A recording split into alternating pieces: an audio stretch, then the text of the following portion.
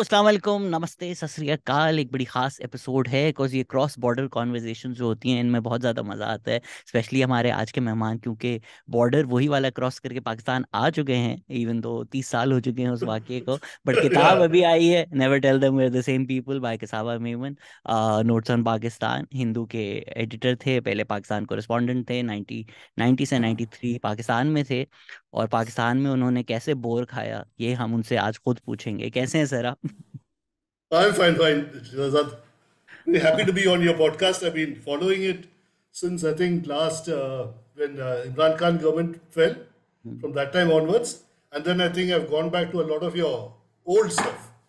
I think Tariq Ali must have been before. Ji I ji think. जी जी, या Then uh, some about the Bangladesh Operation Searchlight. There was one person. I hmm think the latest I put on Paris Boy. Hmm. But then I realized it's 2 hours, so I've kept it aside. I'll see it tomorrow or something. Sir अब let's get jump straight into the book. वैसे तो हमने ये schedule इस तरह किया नहीं था, लेकिन ये हो गया है। तो सारी जो Uh, हेडलाइंस है वो तो एसईओ के बारे में है। Do you have any thoughts on what happened, what did SEO. The Indian No, minister से? see, actually, I not followed it too closely, but I think Bilawal, I mean, what more could he have said? या He said, till 370 is there, I mean, till that issue is resolved, we can't start talks. Though, I don't know whether it's a dilution of position, no? Because he's not, he said statehood, he's not talked about 370. So I don't know if there is a slight dilution of position there. And our guys, I mean, terrorism is an issue here. There's no way any minister in India can sort of ignore it. It has to be put on. And again, yesterday there were two incidents which were not, I mean, it was a clash. There were two clashes yesterday and day before. So there was no way the minister also could have gone around it. So, I but I think think, yeah, he also needed to speak to local audience as well. I think अगर वो yeah, yeah, जो yeah, जो उन्होंने कहा और जिस तरह उन्होंने बिहेव किया, अगर वो नहीं करते तो उनका अपना जो इलेक्टोरेट है वो उनको नहीं छोड़ता। yeah, I think yeah, more than exactly. An Especially, international audience he was speaking to a local audience. absolutely. And especially this week they have the Karnataka election, which is hmm very important for them. So, it's, so that is, and I mean, they've been the party, the Hawk party all through. So for या them now suddenly to become soft is very difficult. So, do you and feel I कि think, ये चीज थोड़ी unique है कि पाकिस्तान में, क्योंकि अभी एक पार्टी ऑपोजिशन में है, तो जो मौका उनको मिलता है। डू यू फील हिस्टोरिकली ऐसा हुआ है कि जो इंडियन पोजीशन है उसको पाकिस्तान में भी एक पॉलिटिकल पार्टी सपोर्ट करी है? Where as I feel like historically, ठीक है हम आपस में लड़ते रहते हैं, but when it comes to India और when it comes to these state by state टकराव, तो वो पॉलिटिकल पार्टीज एक हो जाती हैं। बट अभी हमने देखा कि इस दफा पीटीआई और जो इंडियन पोजीशंस हैं वो थोड़ी काफी सिमिलर थी, तो it was quite strange to watch as well. yeah, I suppose I saw on Pakistan, especially maybe China for us also, China, the parties can't be very different from each other. Um, I suppose, yeah, on foreign policy, there is more or less a consensus, Mm. or at least a outward show of consensus, over here. Uh, Pakistan, maybe, I mean, how far can PPP go away from the PML line? And how far can either of them move away from the establishment line? I don't think they can. Or even they want to. I don't know if they want to also. Yeah, no, Because I उनका think भी एक वो ही है voting का बात है दोनों they have to हाँ, go back to the electorate sometime. yeah. I might disagree with some things Bilawal said, लेकिन as far as representing the state is concerned, I think he did an Yeah. excellent job। अगर लोग expect कर रहे थे कि इस visit से India Pakistan piece आ जाएगा, तो ये उनकी No, मेरे that ख्याल is से बेवकूफ़ी है। that is I think is As too far much. as a multilateral meeting goes, I think Bilawal did as well as Exactly, he could out exactly. of this visit. Yeah. No, he's yeah. I mean, till I think till next year, till our parliament elections are over, Hmm. you can't really expect anything very much. Has to go like this. And that's being realistic. It's not being Hmm. anti anyone. And अगर your इसको thing situation also ji, is not very stable as yet. No, so क्या करेंगे हम? या हमारा भी election year है। अगर हम इसको थोड़ा अगर हिस्टोरिकली देखें, आपने नवाज शरीफ के इलेक्शन में भी आकर पाकिस्तान में रिपोर्ट किया था। कौन कौन से जंक्चर्स हैं जिनको आप इंपॉर्टेंट समझते हैं कि this you had real possibility of peace? Would you say pre Kargil Atal Bihari Vajpayee's visit, would you say that was the critical juncture? I think so. I think that was a very critical juncture. I think because, I mean, as several people on your broadcast have said, no, he came there and he came to Minar Pakistan. And that was, I think, it's been there in the Pakistani mind. Do we accept Pakistan as a separate country? And then you have this person representing the Hawk Party coming there and saying we accept. So that was, I think, a fairly big move from Vajpayee's side. From Nawaz Sharif's side, also, I think I was I didn't cover that election, 98, and then again the later election, where I think he fought on a platform of let's open trade and won. So that I think is a very, very big step for him to take.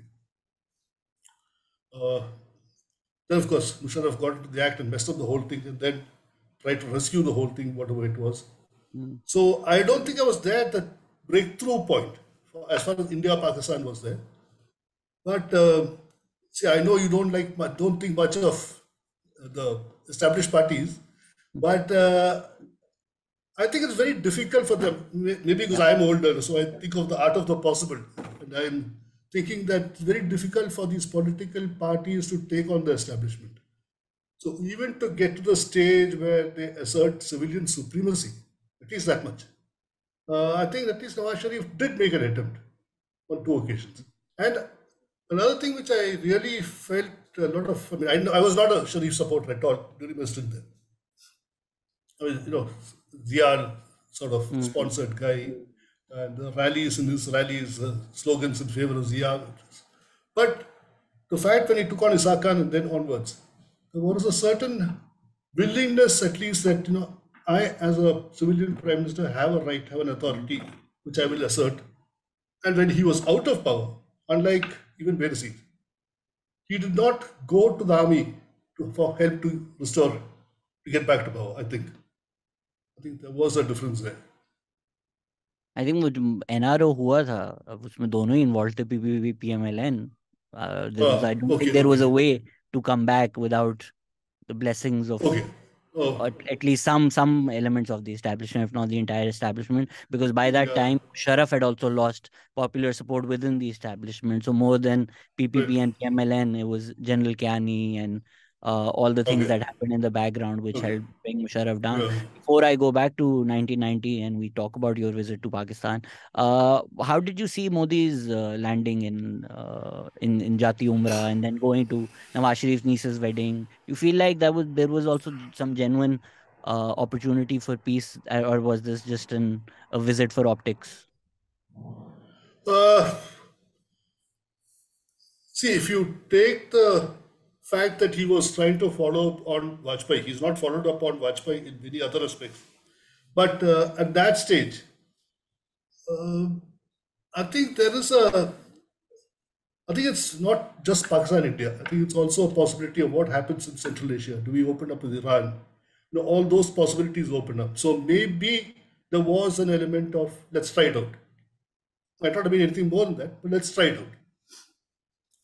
Because that was quite a bold move. Suddenly land up in Lahore and come for the party and stuff like that.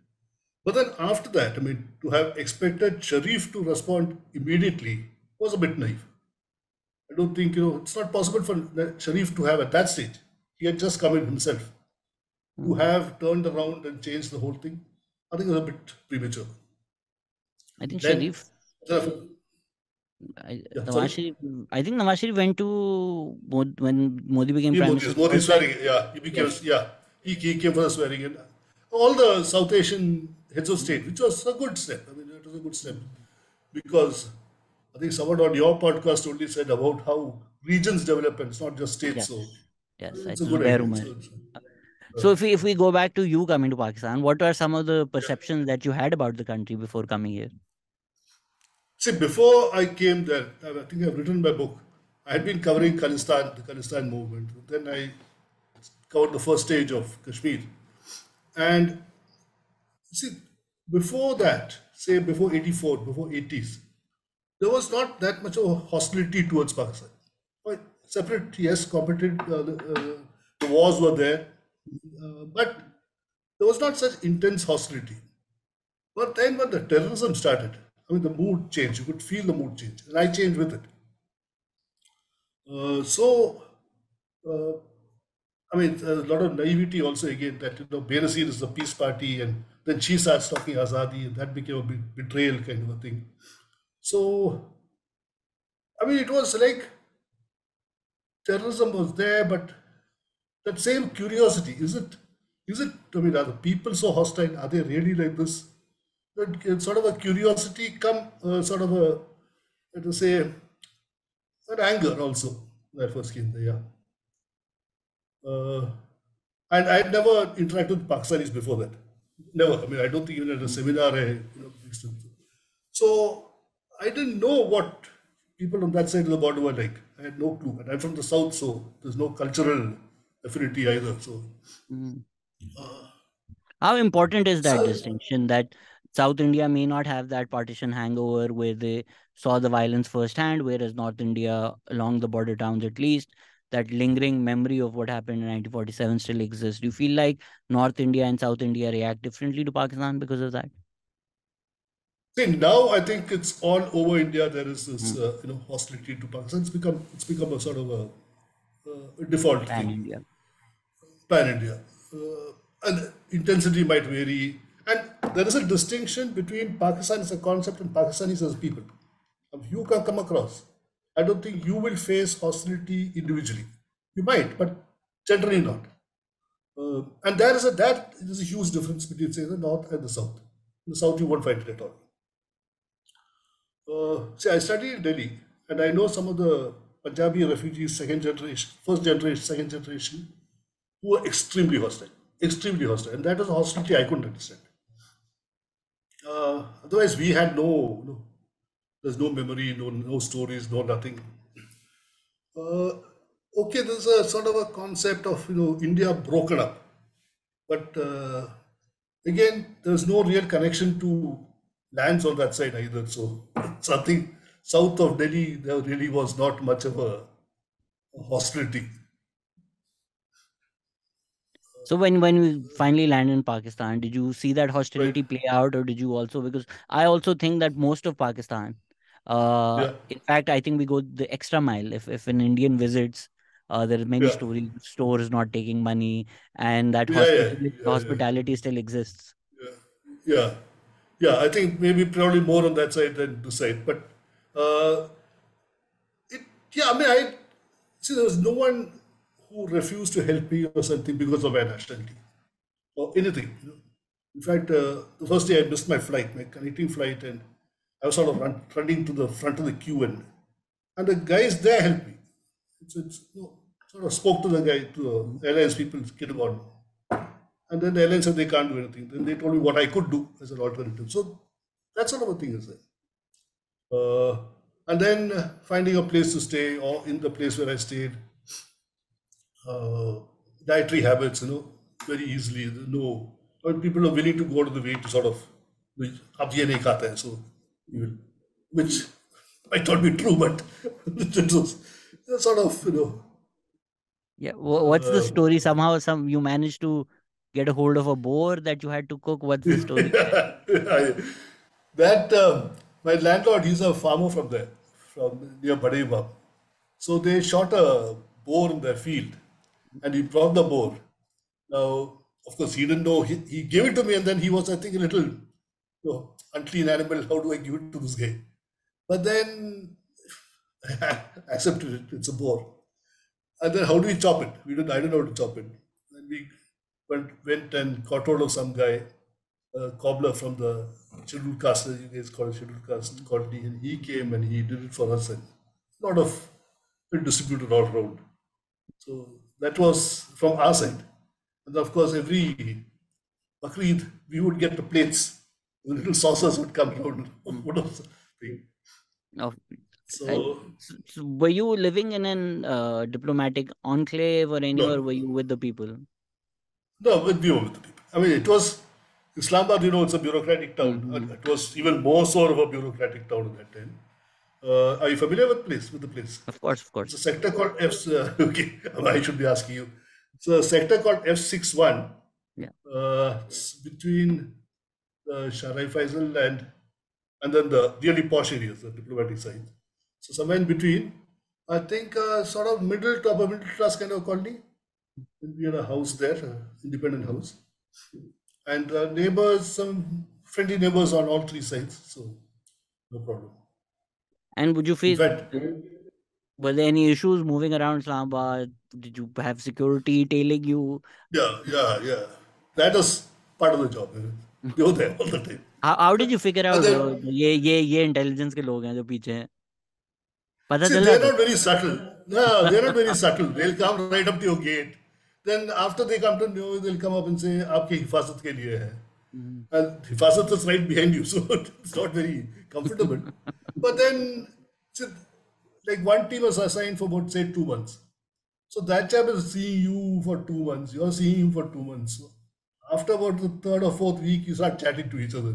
But and of course, then Diwali time we had to give them sweets. I mean, they sort of expected it. So it was. I mean, it was normally like this. But then there would be the signal from top, now get tough. And then it would all, sort of spiral downwards. Then the chaps would change, the chasing would get more aggressive. Uh, yeah, I never got physically threatened or intimidated or anything, but you knew that it has changed. Now, I would you get questioned about what are you doing? Why are you not interested in really, this? not really. No, No. not really. No.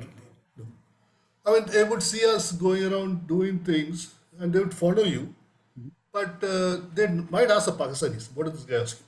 Mhm. And that you could see. Someone came to your house and was driving away. They would stop the car and question them. Uh, but only once in Karachi, this Sindhi chap, he didn't know. I had gone to an Indian diplomat's house. And I was coming back, and this cop came the bike. He stopped me, and it was Sahi, aapka taru Sahi. Everything was on Sahi before and after the question. So it was hardly hostile. It was so. And was this quite common back then for Indian news agencies to send correspondents to Pakistan to report, which I don't think happens anymore, obviously. No, now I don't think there's anyone there. See, there were three, according to some agreement they had. There was the only newspaper was Times of India, and then you had the agency, the PTI, Press Trust of India, and All India Radio Doordarshan. And then they had a further round of negotiations, and they said, okay, one more from each side. And Dawn from Pakistan and Hindu from India. Dawn backed off, and so the Hindu's chances looked jeopardized. And they said, let the Hindu come. Then a year later, they let Hindustan Times also come in. So we had about 5 people there, and Pakistan had APP, Radio Pakistan, and Jung. The Jung guy Wow. was very popular in Delhi. It's quite a guy. Who was it? His name Husseini. His name was Husseini. Yeah. So once I announced that you're coming, a lot of people had issues with the fact that the Hindu is a far left publication. Is that a justified characterization by people in the comment section?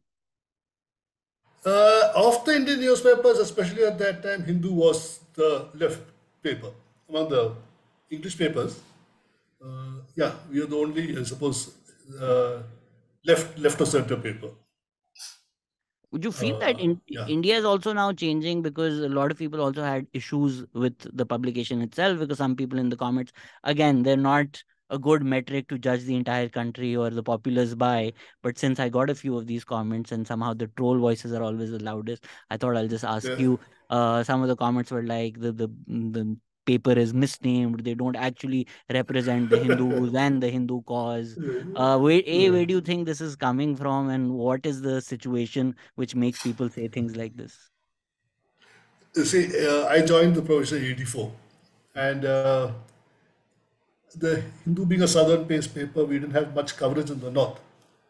But I think I was one of the first from the paper's correspondent team to really venture deep into into the rural north. And places, we would say, oh, Hindu. So, Amara paper, BJP guys would say, our paper. So they didn't know. They knew the name and they said, okay, our paper.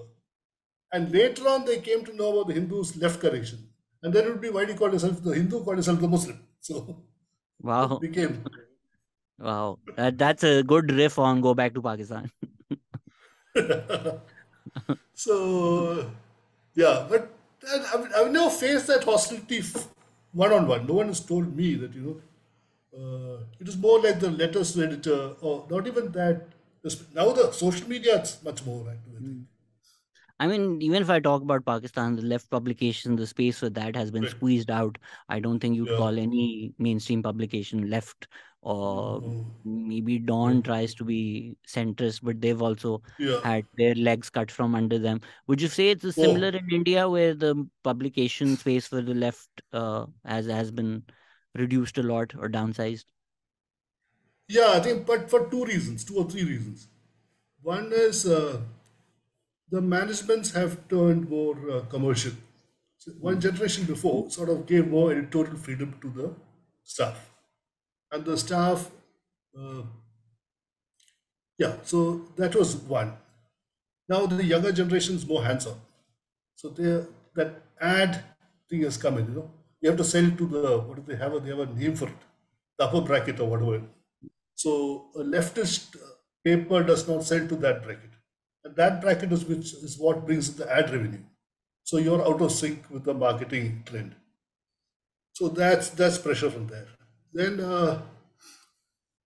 I think after the collapse of the Soviet Union, the whole left ideology worldwide is in turmoil. No one knows which way to go. China going another way.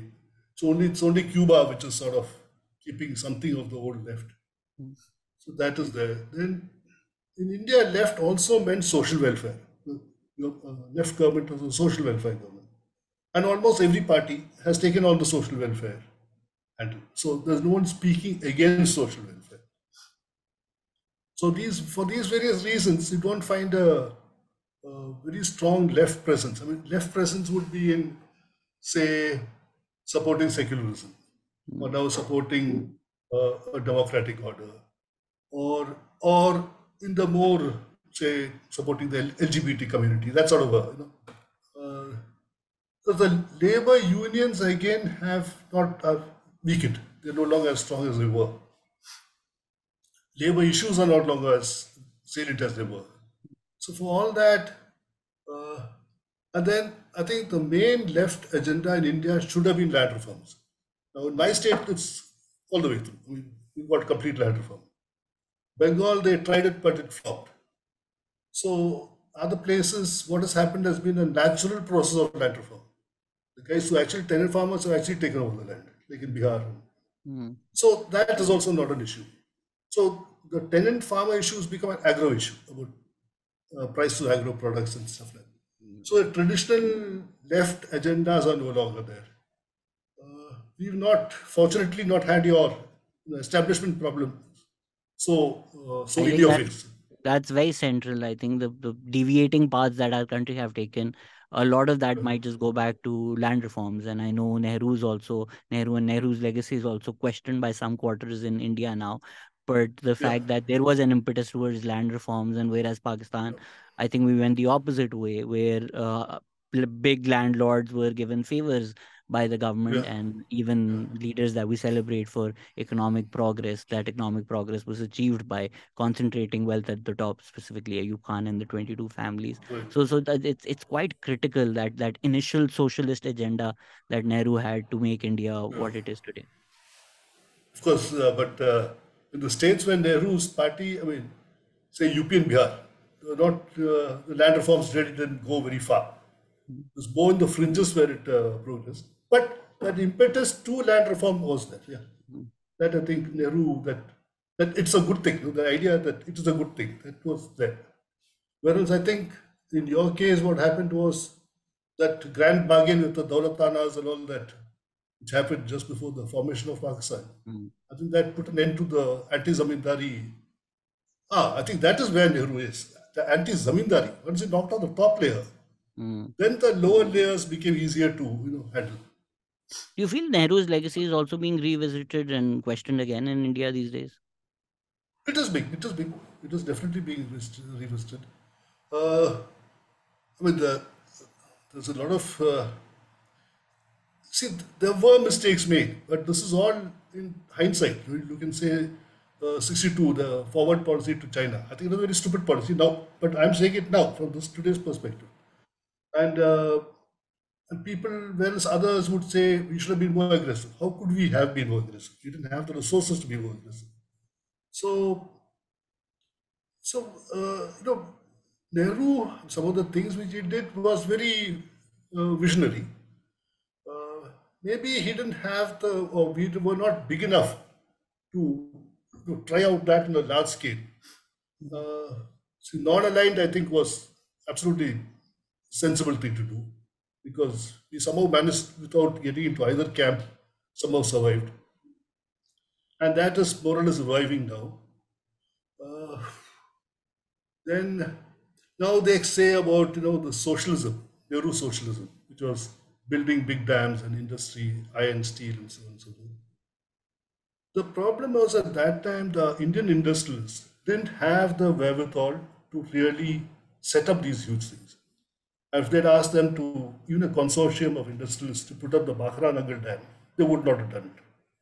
I think there was something called the Bombay Plan, where the industrialists came together and they went to Nehru and said, steel, iron and steel, oil, coal, that the government has to actually develop. So we don't have the resources for it.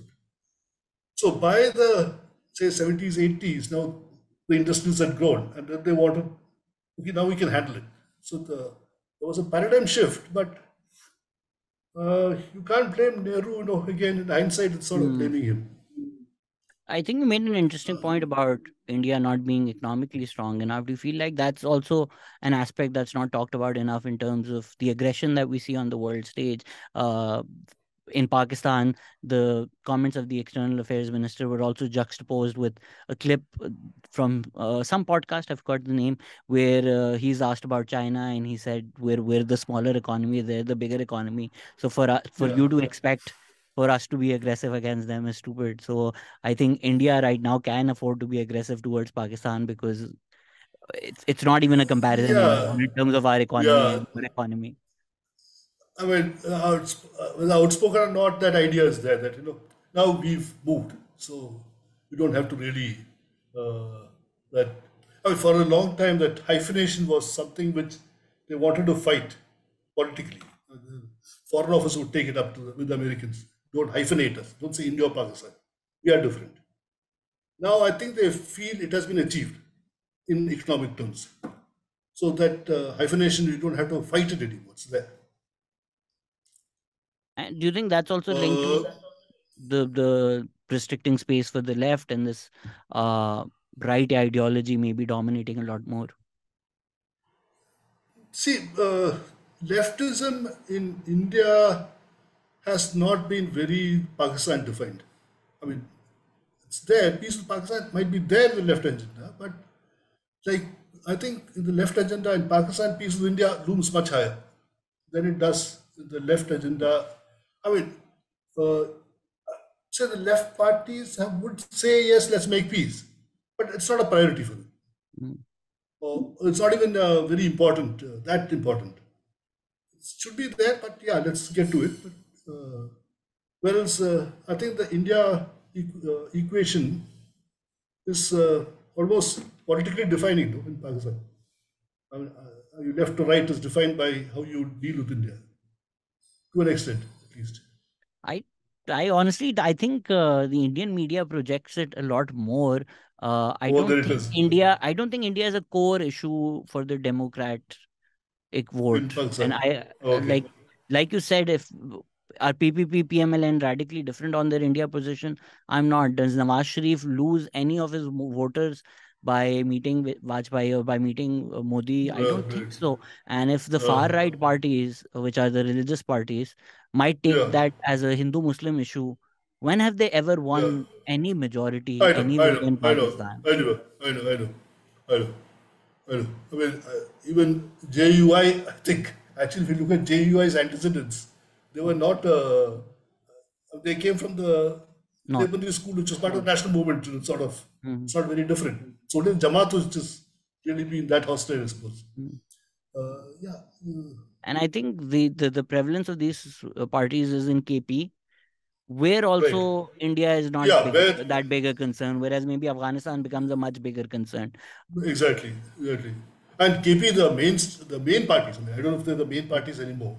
The Awami National Party was definitely not hostile to India by any I means. mean, they've been wiped out, Okay, unfortunately, due to terrorism. I mean, they still exist, okay. but they've been Okay. victims of terrorism along with PPP. I don't think it's the political parties, and I'll frame it as a question to you. Do you feel like it's the establishment that's primarily to blame in Pakistan for hampering the peace process with India? See, if you now this is it's almost a matter of what do you call it? Accepted wisdom on this side, and I accept that wisdom. I don't buck it because I think there's been too often it has been shown that when something is moving, then suddenly you find uh, the army or even the civilian bureaucracy stepping in and creating some sort of a problem. And then we look at this whole unquestioned defense budget. I mean, see, maybe we are connecting the dots, too far apart dots, but why do they do it? Because they want the defense budget to be unchecked. The army has complete control. So therefore, that's why they are hostile to India. That's why they keep promoting it. And the hostility I faced personally, which was largely from our lifafas, I don't know, this let's call them lifafas. Yeah, yeah, yeah. Okay, so they were definitely sponsored. I mean, it was so pretty obvious. So I think that's what it is. It becomes an easy talking point even right now with Bilal's visit was contentious. But if we're heading into elections, let's say if Right. elections happen in Pakistan in October, will India be a central issue for any party? No. Is the movement Uh, towards elections and all the right. campaigns, Right. is anybody even thinking about India or the India policy? Not at all. Right now, I think there's a war Okay. between PTI and the establishment, which is central to Right. how the elections will Okay. happen. India is not such a central No such central. anymore. But I do think the establishment now has Yeah. changed its tune on India. I do think the Uh, establishment wants good economic relationships. yeah. Yeah. The Bajwa looking what to Central Asia and geoeconomics or whatever. It makes sense, but whether it makes sense internally to the army, I don't know. When So, you came to Pakistan in the 1990, did you also huh. feel the establishment's presence? I mean, Ziaul Haq had uh, just died after 11 years in power, and then Benazir had come, and then her government was Yeah. knocked Yeah. off in a couple of years. Did you Yeah. feel like this establishment coming back through Nawaz Sharif? Yeah, at the beginning it was, I think Benazir was dismissed about a week or so after I reached there. And I not even found my feet when this happened. And and then it was a hostile takeover, so you could really feel the entire thing. And I think in that situation, the India factor is a little stronger. They put a little bit more pressure on the Indians. And not just the journalists are very few, but even the diplomats and all that. Uh, and when Nawaz Sharif took over, I mean, it was definitely, maybe it was a subjective feeling that, oh, that was going to be bad. And I think for about 6 months at least, the propaganda, everything was very hostile. And then it eased off. And then it really eased off. Then it became became almost like normal. And because again, then the attention turned to Nawaz Sharif and Isaac Khan, so we were off the hook. And actually, the best times were when the caretakers were there. So the second, when Mazari became the caretaker, then it was like we were just left. And even when Moin Qureshi became the caretaker, there was just no pressure at all.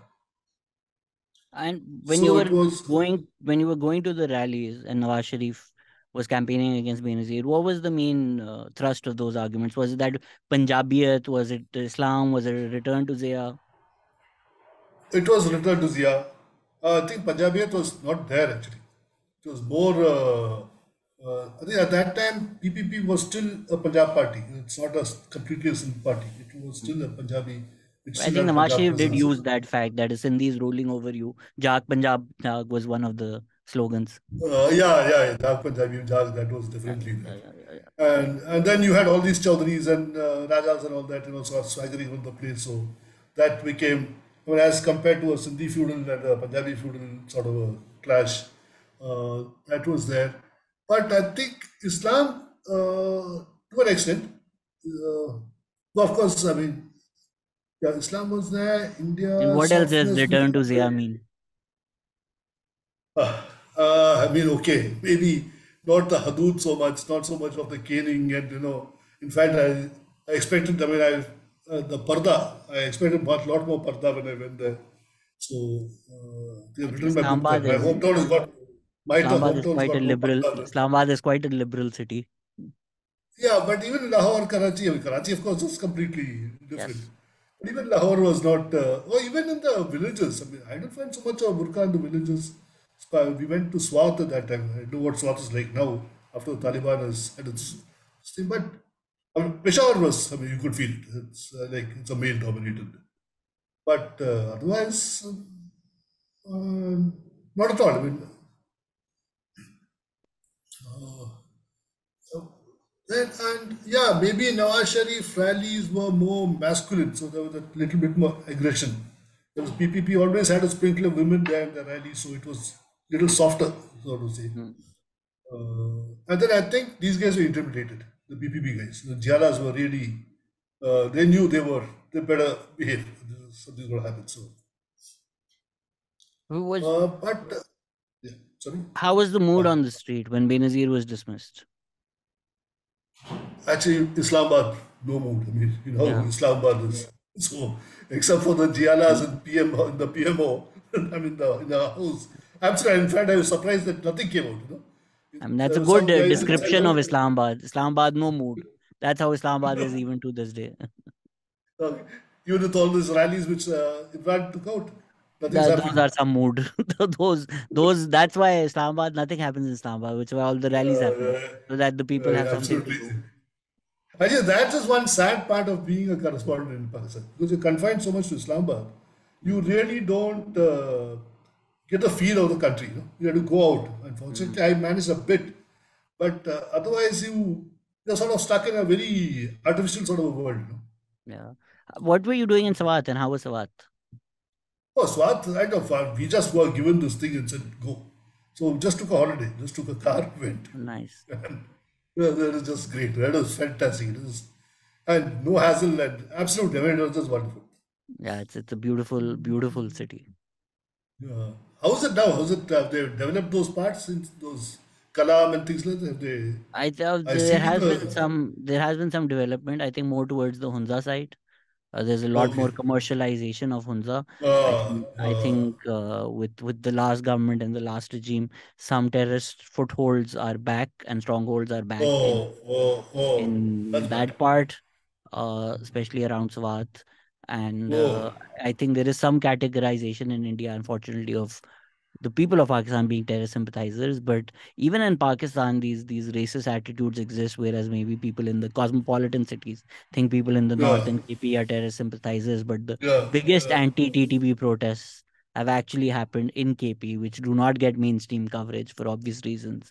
But the Right. people of KP are sick of terrorism and they want to get rid of terrorism. But the establishment interests were against the people, and I think this regime is trying to change that.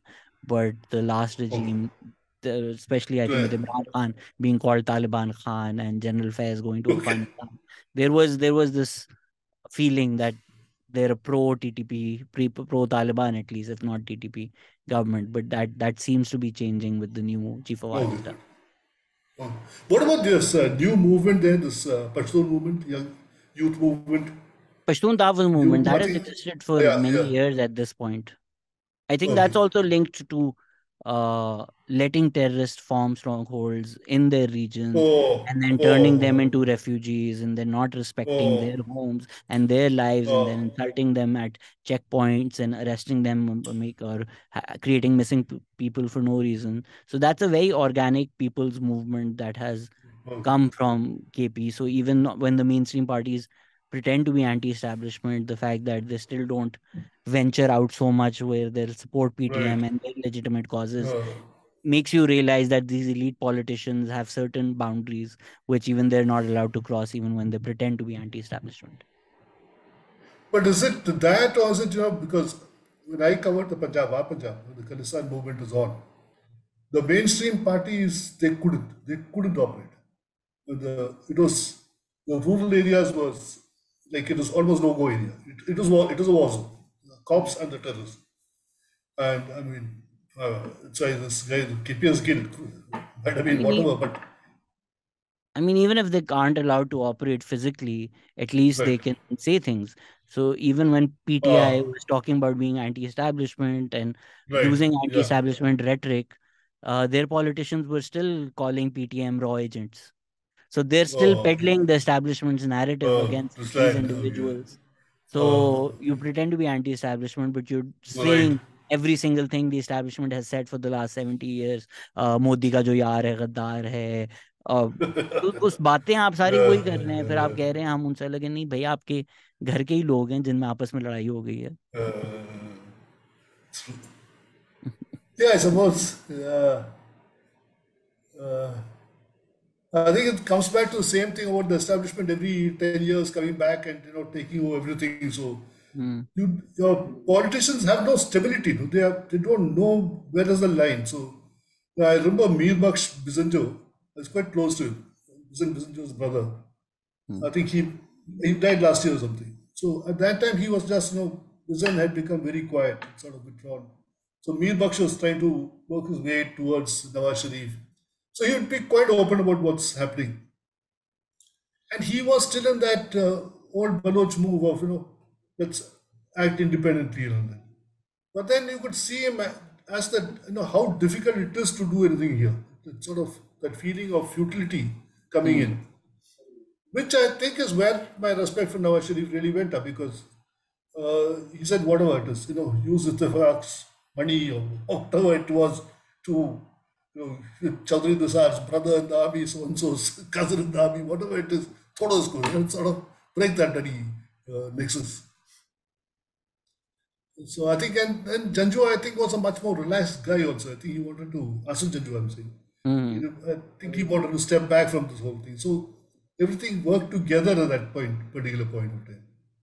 But And then again, Nawaz Sharif, there are a lot of conspiracy theories around what happened to Hasan Nawaz and Jua. okay, that's, but then the guy who succeeded him was not so bad either. So Kakad, Kakad was also not so bad. Of course, Nawaz Sharif put the other guy, they put that in charge of the ISI, so I don't know that how good that was. Um, did you meet any other politicians during that time? How was your experiences with them?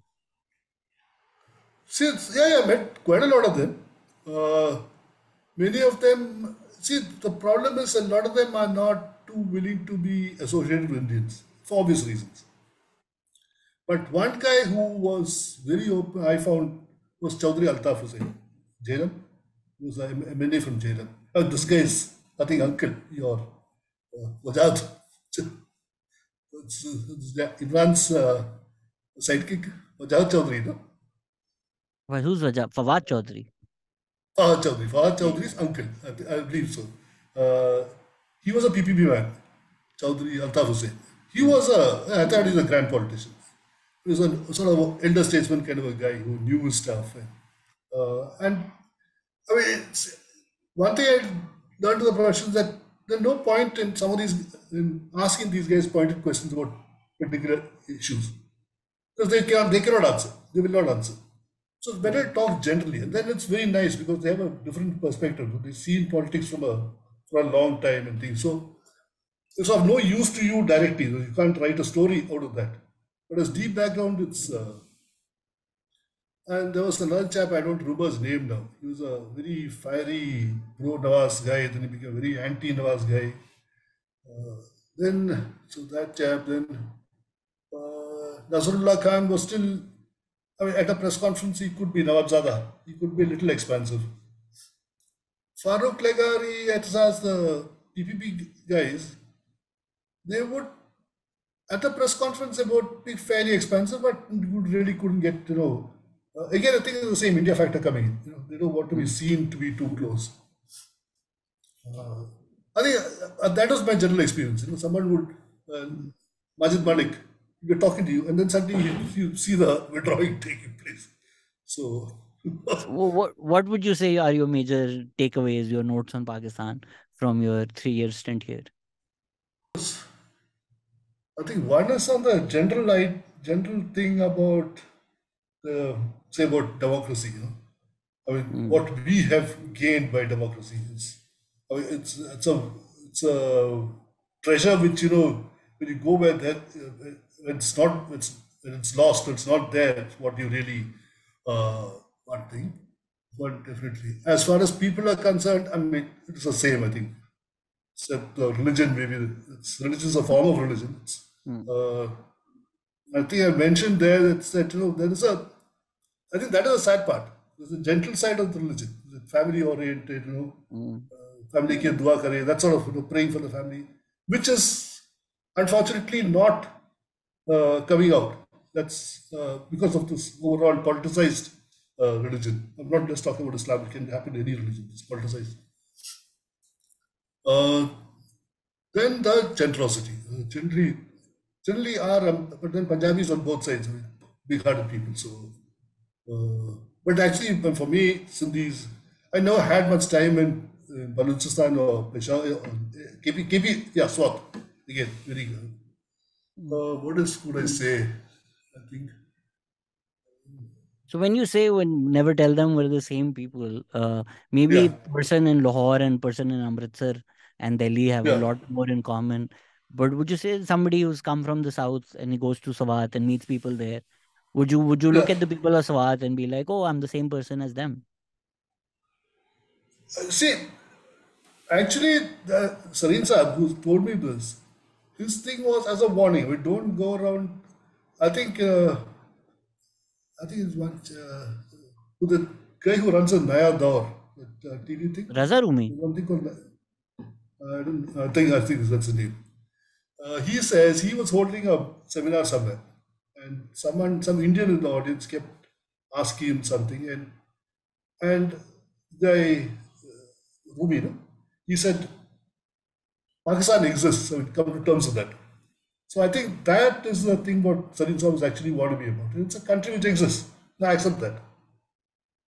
Then you talk about cultural affinities and stuff like that, but don't go around. I mean, I went to with Sri Lankans, with Nepalese, I've not met Bangladeshis much, but the Sri Lankans are definitely there. You guys lay off. Don't act the big brother. We know what we are doing. You look after yourselves. So that I think that respect for other people, I think, Mm. is something which we lack. I think I haven't had time to read the book yet, but I read that anecdote you have written about Shoaib Hashmi, what he said on the matter. Do you remember that? Yeah. It was all same language, same food, Mm. same. We laugh at the same jokes. We Yeah. listen to the same music. Yes, but you're different. Yeah. But I think that we are different. That line is important. I think somehow. Mm. So, I mean, we've discussed a So, lot. Ji, ji. no, I think 70 years. I mean, everyone has to recognize that certain things have changed, isn't it? Mm. I mean, I think I just go through my last chapter. I mean, certain things we can't go back to. We can have open trade, we can have free travel, visit, all that. We have that to Sri Lanka, but there is still a difference. I think वो वही जो एक insecurity है specially state की कि हम state ही खत्म हो जाएगा मुल्क ही हमसे छीन लिया जाएगा I think once we set that aside once we accept Pakistan as a separate country it won't we won't have issues like this के बसंत मत बनाओ ये इंडियन है मतलब भाई सालों से यहाँ बसंत मनाई जा रही है डेकेड से मनाई जा रही है तो क्यों वो इंडियन है भाई तो वो आप ओन कर लें मना लें so these things need to just stop के Yeah, I mean, festivals what is the holy? You're just throwing water on someone, color on someone. What does it matter? I mean, it doesn't do anything to change identity. So, Yeah, so there are events that happen in Lahore that I've even gone to are called रंग तो क्या है अब okay. नाम बदल दिया है ना है तो वही ना हो तो वही रहा है सब कुछ हो रहा Both है way, right? हो ही रहा है सो अगर हम शब बारात पे पटाखे फाड़ते हैं अब I don't know Uh, Diwali uh, Diwali came first और शब बारात came first but the fact is I वही चीजें know. करते हैं Yeah. हम चीजें तो वही कर Yeah, रहे yeah. हैं हमने Very अलग good. अलग दे दी तो वो लाइक फॉर इंस्टेंस लॉलीवुड ये डिबेट Yeah. होती है अब वो बॉलीवुड तरह की फिल्में बना रहे हैं तो और क्या बनाएंगे जब दोनों का परफॉर्मेंस कल्चर की हिस्ट्री सेम है सेम जगह से आ रही है लिटरली जो पारसी थिएटर कंपनीज जिनकी स्क्रिप्ट से Exactly. बॉलीवुड निकला Exactly. है वो लाहौर Exactly. आके उन्होंने थिएटर किया तो जब परफॉर्मेंस Look कल्चर at ही वो है तो और क्या होगा I know Salim Javed, they were the main scriptwriters Mm. for how long, yeah, in India. Yeah, yeah. So it has to be. If you look at the old actors, I mean, you have, I mean, even the Hindu actors, say this guy, the old man, Prithviraj Kapoor, he's from culturally he's not from this side, he's from that side. So I think Dilip Kumar is from Peshawar. he is, of course, he's yeah, he is from yeah, Peshawar or even, maybe even further, somewhere, Bannu or something like that. So, Uh, I but think see, the हमने thing is, जी for Iranians don't have this hassle about accepting uh, whatever, about their past or whatever. Thereof, they still celebrate it and stuff like that. I think हमने पाकिस्तान बहुत ज़्यादा discuss कर लिया as we move towards ending this podcast how is Uh, and a lot of people actually ask this question how is India changed in the past decade और how is India changing See, one thing is this Narasimha Rao's reforms of 1980, 1990, sorry. Actually, you look at it some way, actually Rajiv Gandhi started it off because he's this idea of computerization. We had this when I was growing up, college and all that. We were a very, what do you call it, very insular people. That, ये सब बस का है, नहीं लेना चाहिए. So Rajiv Gandhi started changing that, but he couldn't do much. And then the reforms which Narasimha Rao broke in, and then the entire takeoff, the whole IT business and stuff like that. So uh, I think after the insularity went, then you had this, you could feel the change when traveling in the Middle East itself. Earlier, they looked at Indians, acha, naukri kar raha hai. It's like you come here to do construction work, but then became, acha, you're IT professionals. So your status changed, and uh, so I think with that, to an extent, aggression also is coming, which also turning into state aggression kind of a thing. So that is there. As more social mores are changing quite a lot. When say the younger generation, I think caste consciousness is coming down quite a lot in the cities. Even now, because of this, there's been a communal, I wouldn't say so much, but caste consciousness to a certain extent has come down.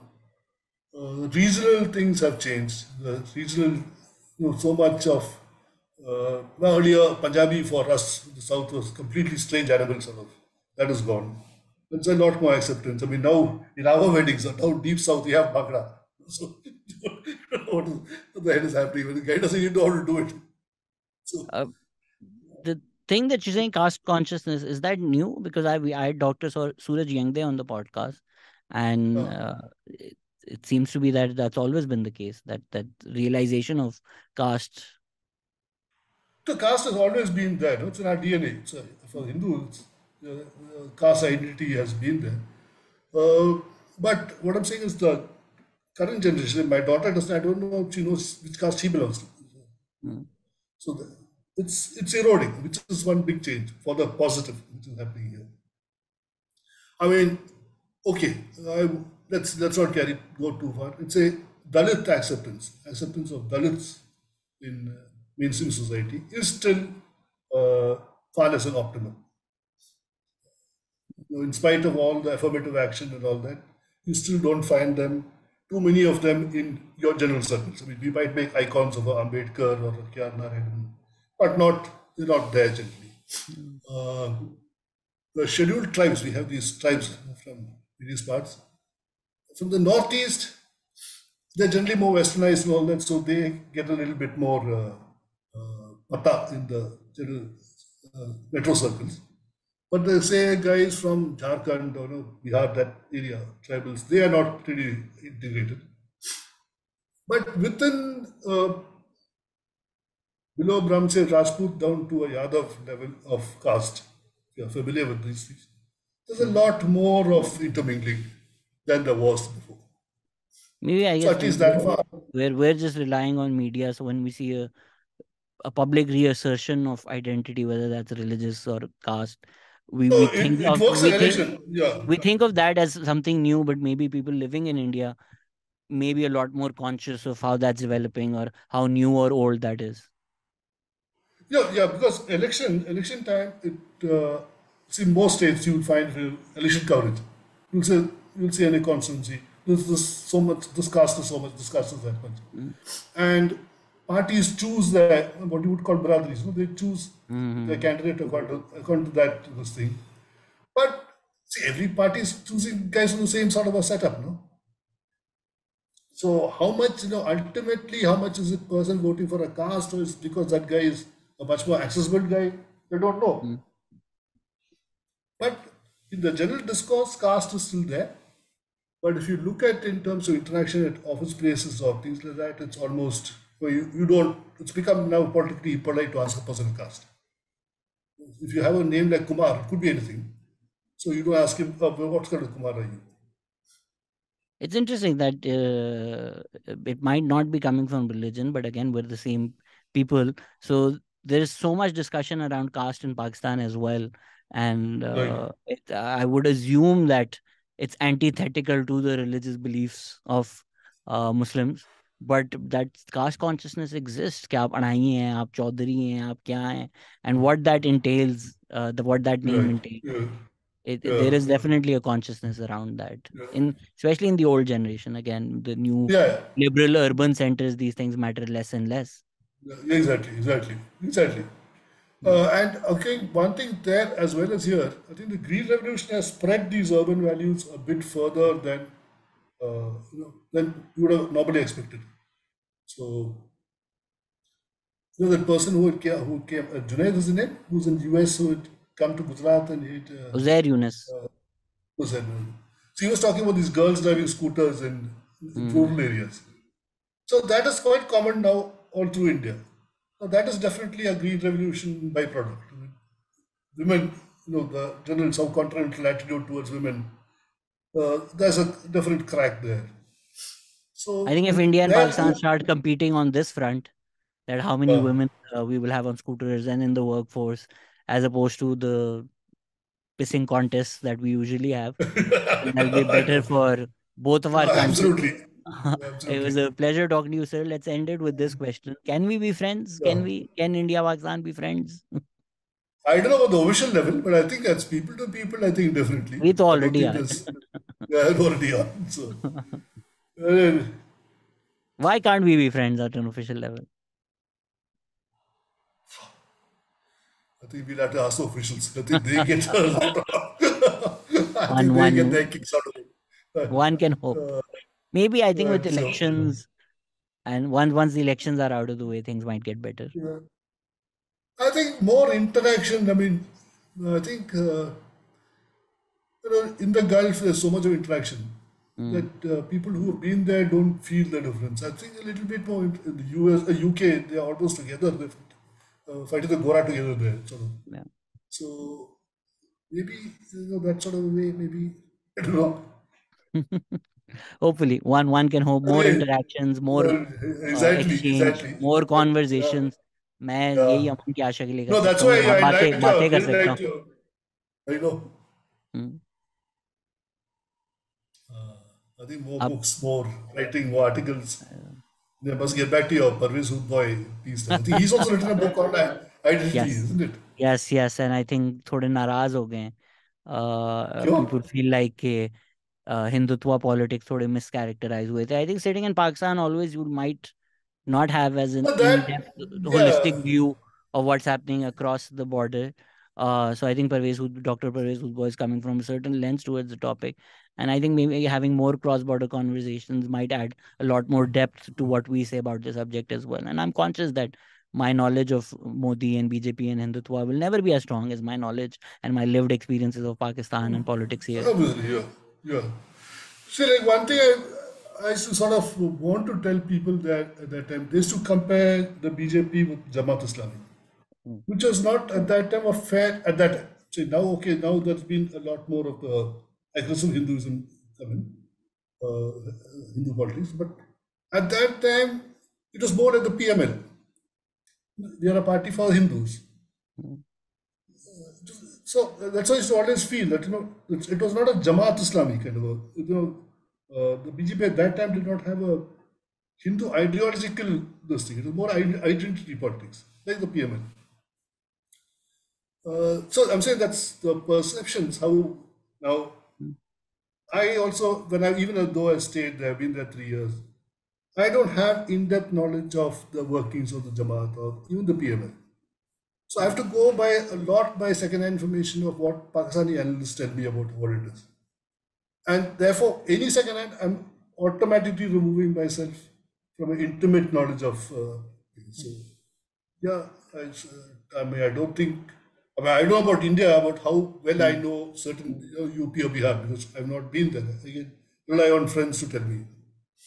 Interesting that the PMLN has actually gone the other way. It was also shocking for me to see Rana Sanaullah defend the Aurat March on TV, and this was somebody who's said many regressive, problematic things on television. So a party that Okay. was born in the lap of Zia now Yeah. espouses a lot of progressive values and talks about misogyny, even though they still have people like Talal Chaudhary who'll say the most reprehensible things. But I don't see them relying on that Yeah, that kind of Sharia language and around to. Islam anymore, and they espouse or at least pretend to espouse a lot more progressive values. So it's a bit surprising for me as well to see PMLN become woke like this. I know. But I suppose in terms of Rana Sanaula, I Mm, think he got bitten by the same thing, no? But these guys put him inside for mm. alleged heroin or something like that. He got Yeah, bitten by yeah, the yeah. same. But I So, mean, if we are to assume that the current government is on the same page as the establishment, so he's working with the establishment, but the establishment in Pakistan has also been patriarchal historically. So I don't think he wins any brownie points with them by for the. defending Okay. the Aurat March. But it was Okay. just a bit surprising to see. Since we've already started talking about it, I'd love to know more and improve my knowledge. What's your take on the whole Hindutva politics? See, I come from my entire background, my college days, everything. Mm, I'm not a member of a left party, but my attitude was from that side. Okay. mm, So obviously, a lot of the excesses, obviously, I mean, that any human being will not tolerate those excesses. Uh, Actually, I'm working my way through a lot. I'm more into the nuances now, so I'm trying to work my mm, way through the broad thing. You can say, slaughtering a person on the basis of his religion is ridiculous. It's what do you support? No one can support it. But things like, I mean, there's undeniably a cultural thing towards the West, and this thing implanted in all of us, that the West is superior. mm, Uh, and some sort of an urge to rediscover our roots and say we are equal. So that urge I definitely do sympathize with. Uh, Now, whether I would not go to the extent of saying we were superior, but in the overall exchange from the 15th century onwards, there were a lot of things they took from us, which they amalgamated into a world system. So, this cultural assertion of our own value, I think, is not something to be dismissed out of hand. That part of it. So, there are certain things in that Hindutva movement which are definitely needs to be, from my point of view, needs to be looked at seriously. It's not just sort of dismiss them all to paint the world one brush. And like I said, certain excesses. I mean, there's no what happened in Gujarat. I mean, how no one can justify it. There's no this thing. And revision of history again. Now, the Mughals. How do you how do you evaluate the Mughals? If you look at it one way, they were not colonialists. Whatever they earned, they spent here. They didn't take it mm, out. And now the good Mughals, like Akbar, Jahangir, Shah Jahan, they definitely added to the cultural wealth of the country. Uh, Now there were Hindus who served them, who probably knew them better than us, were sitting in judgment. No. So, so that's, I mean, the best thing is to bring it all out, let it all come out, all the truths mm, come out, and then we make up your minds. Why, you know, I just condemn. Now, someone like Bhattiar Khilji, he goes out to Nalanda and burns a university. Now, how can anyone praise a guy? He's as bad as Hulagu Khan, coming and burning Baghdad. I mean, it's a crime against humanity, those sort of things. Mm. So it's not just now, just one Bhaktiar Khilji, therefore you put the whole community in a thing. Look at an AD at the same time, and then you do the comparison. Put Javed Akhtar in middle somewhere. So Yeah, there's definitely a lot more to us than just our singular identities, and any yeah, effort to reduce us to that uh, yeah, just uh, just narrows down the rich history of the human experience that has existed. yeah. Thank you so much, sir, for your time, and thank you for this lovely Thanks a lot, conversation. Shehzad. Thanks a lot. So yeah, so nice. Let's be in touch. Done, sir. Pleasure talking to you, and thank you Okay. for listening. Take care.